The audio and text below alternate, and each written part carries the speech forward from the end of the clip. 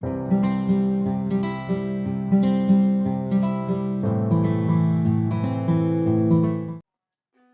this part, we will review the common figures of speech.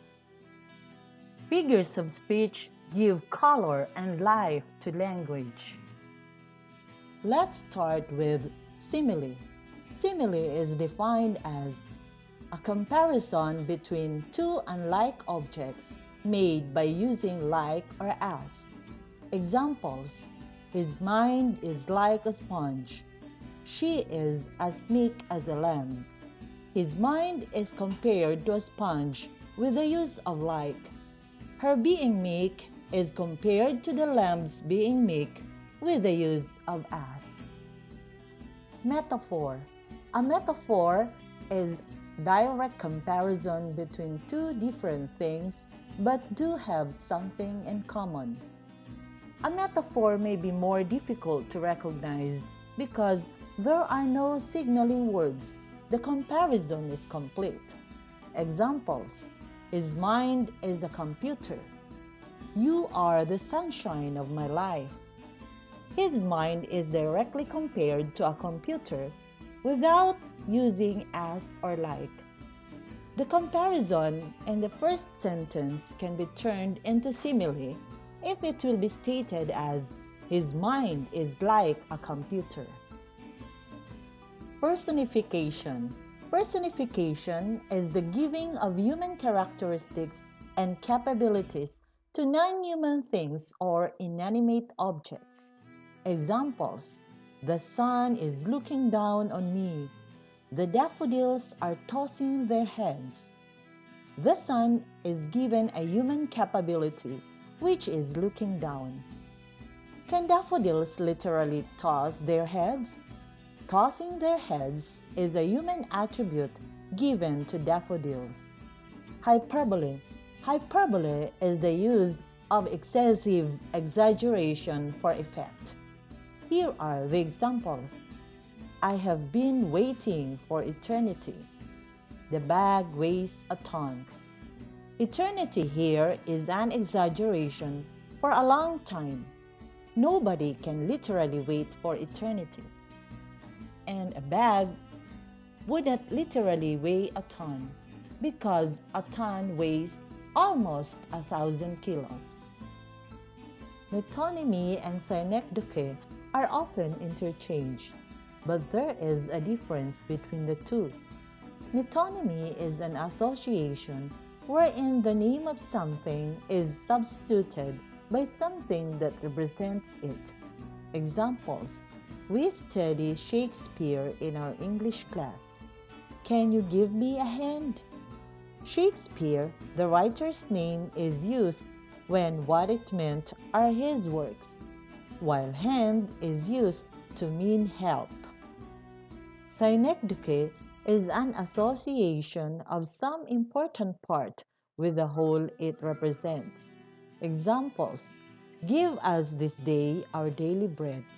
The face who launched 1,000 ships. The first example is taken from the Lord's Prayer. Bread is only part of food. The face in the second example represents a person.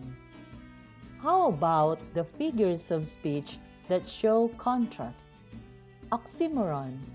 Oxymoron is pairing two words together that are opposing or contradictory.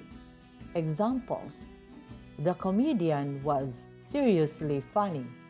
The room is filled with a deafening silence. While irony is the contrast between what was expected and what actually happened. Examples: the police station gets robbed. A marriage counselor files for divorce. The next is paradox. We say it's paradox when it is a statement that seems to be false or self-contradictory at first sight, but on closer scrutiny proves to be true in a higher sense. Examples: the child is the father of the man. Deep down, you're really shallow. Paradoxes are thought-provoking. The first example is seemingly absurd. One sees the real meaning if he or she realizes that a child's every thought, deed, and attitude builds him into the man he will be. Euphemism. Euphemism is creating a positive connotation out of something negative. Examples: loved child for illegitimate child, passed away or died. Apostrophe. This is different from that of a punctuation mark. Apostrophe as a figure of speech is a direct address to an abstract thing or a person who passed away. Examples: twinkle, twinkle, little star, how I wonder what you are. Roll on, thou deep and dark blue ocean. The speaker here calls the star and the ocean. How about ascenditon? Ascenditon is that putting any connectors in statements. Examples: no retreat, no surrender. I came, I saw, I conquered. On the examples given, commas are used instead of connectors. And the last is ellipsis. Ellipsis is omission of words in a sentence. The omitted words are replaced by 3 dots.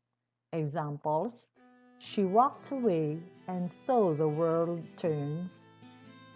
He can do something about the problem, but I don't know what.